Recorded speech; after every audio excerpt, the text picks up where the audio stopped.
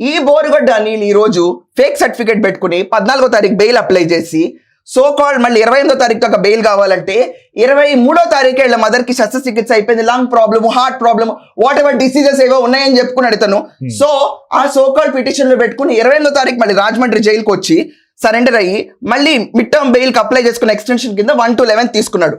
పారార్ fake certificate issue చేసిన ఈ so called Raghava Sharma లలిత hospital Guntur నుంచి ఆయన ఏమో నేను ఇవ్వలేదని చెప్పి గొడవ.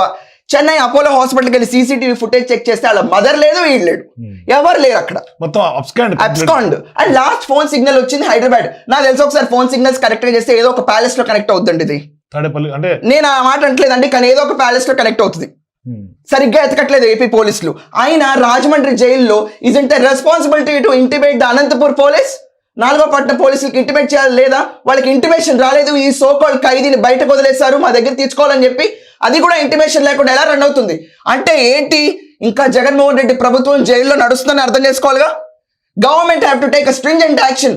ఇలాంటి పోలీస్ వ్యవస్థ ఏదైతే రాజమండ్రి జైల్లో అనంతపూర్ పోలీస్ స్టేషన్ కి ఇంటిమేట్ చేయకుండా రన్ అవుతుందో, ఈ సిస్టమ్ కనుక Jaganmohan Reddy cell departments and police department work అవుతుందో, yes the India government have to take a strong step forward. లేకపోతే ఎవరు వాయిస్ అవుట్ చేయరు, లేకపోతే ఇలాంటి కండిషన్ కూడా బయటకు రారు. అండ్ ఏపీలో ఆడవాళ్ళు ఇంకా సేఫ్ గా లేరు.